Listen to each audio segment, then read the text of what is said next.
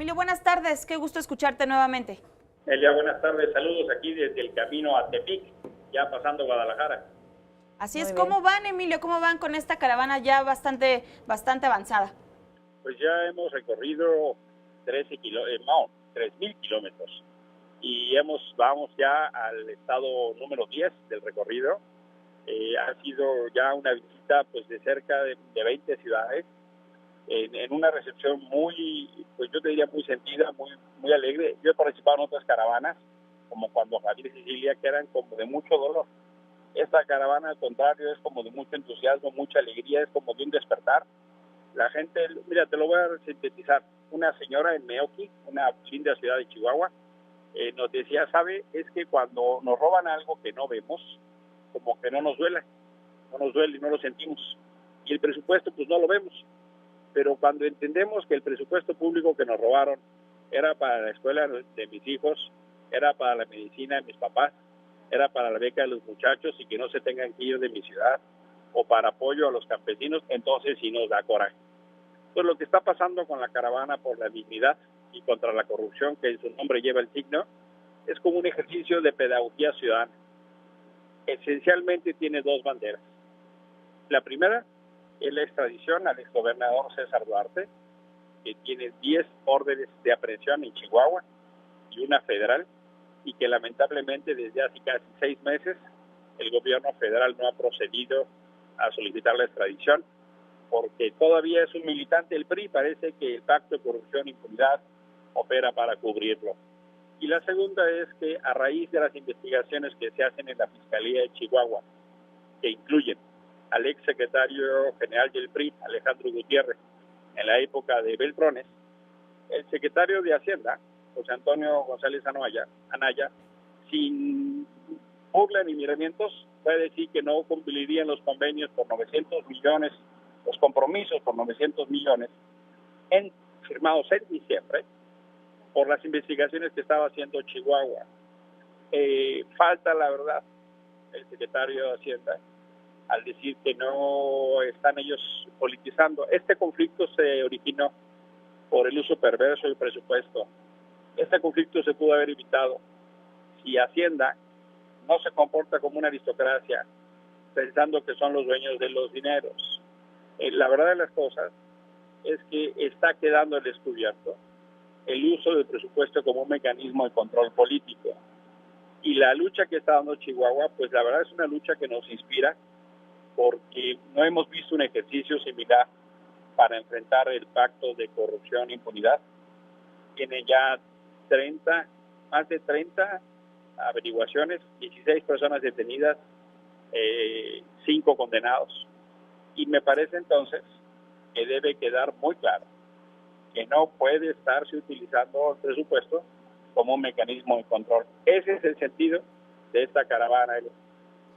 Claro, Emilio, como bien nos dicen, van avanzando, pero no avanza esta reacción o esta respuesta por parte de las autoridades a estas sus dos demandas principales. En este sentido, ¿qué continúan? Veíamos al gobernador Javier Corral que dice, vamos a elevar la exigencia en la caravana. ¿Qué implicaría esto? Mira, efectivamente pareciera que en el gobierno federal se tomó una decisión de endurecer. A esta declaración que recién presentabas tú del secretario de Hacienda, se suma también una del nuevo secretario de Gobernación, Alfonso Navarrete Prida, que manda un mensaje equivocado. Están tratando de construir un montaje, una treta sobre una presunta tortura, la cual es inexistente. El gobierno de Chihuahua ya ha ofrecido que la CNDH o organismos internacionales verifiquen para que quede claro que no es así. Y me parece que la mejor demostración es cuando el abogado de Alejandro Gutiérrez actúa en compás y tiempo al mismo que la PGR. El gobernador ha dicho no podemos aceptar ese término de relación en donde nos condicione. Vamos a llegar a la Ciudad de México este domingo a las 11 de la mañana al Ángel de la Independencia para ir hasta el municipio Juárez, enfrente de la Cancillería, para exigir estos dos temas que he mencionado, la extradición de Duarte y el cumplimiento de los compromisos para liberar el recurso que se espera en Chihuahua, que corresponde en Chihuahua. Y si no es así, bueno, se ha hablado sin todavía definiciones últimas sobre una misión a Estados Unidos para pedir la deportación de César Duarte. Se ha hablado de otras misiones al resto del país para hacer un ejercicio de pedagogía ciudadana y de otro tipo de acciones legales y sociales que lleven entonces a una mucho más clara exigencia. Lamentablemente, las señales que se ven, por ejemplo, el secretario de Gobernación, es que en lugar de construir puentes y acuerdos, está polarizando en un contexto que ya de por sí es delicado en el país, de violencia, inseguridad y tensión, pues el que sería encargado de la política interior de construir acuerdos, pues echándole más leña al fuego. Me parece un error, me parece una equivocación. Muy bien, ¿qué tal, coordinador? Muy buenas tardes, los saluda Brenda Peña. ¿Cómo está? Hola, Brenda, buenas tardes. Un gusto saludarle. Igualmente, preguntarle dos cosas rápidamente. En primera, si no hay un acuerdo, la única manera de poder llegar a un acuerdo con el gobierno federal es que se cumpla esto que usted dice, ¿no hay manera de negociar?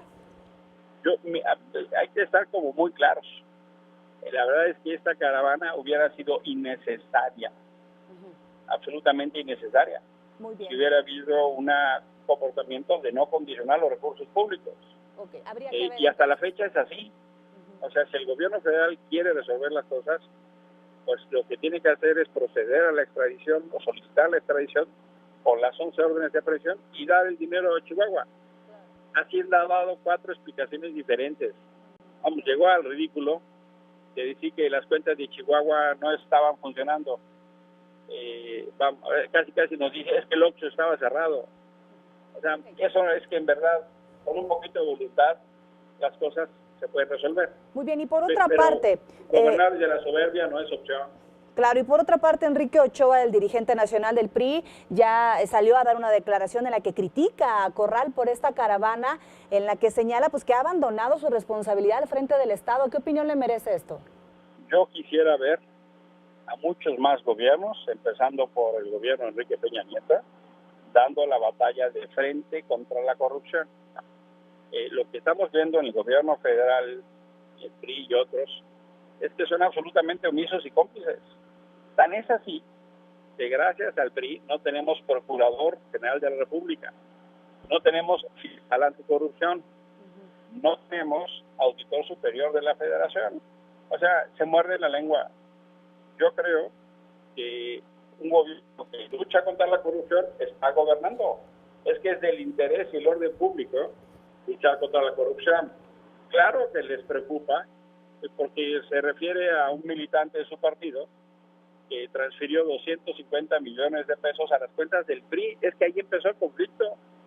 Alejandro Gutiérrez, un operador de Beltrones, hace estas transferencias de recurso público a la cuenta del PRI. Claro que entonces Enrique Ochoa va a salir a decir eso.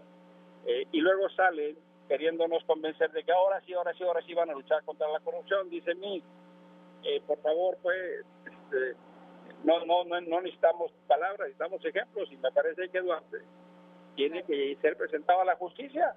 No hay mucha discusión. Entonces, este código de corrupción, impunidad, este pacto, se reproducen estas cosas. Muy bien. Así es.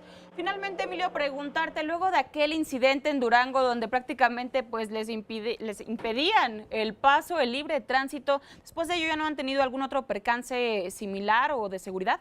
Afortunadamente no. Esa fue la expresión pues más primitiva que hemos tenido en la caravana. La alcaldesa, por cierto, del PRI, de Gómez Palacio, Leticia Herrera, mandó un grupo de golpeadores.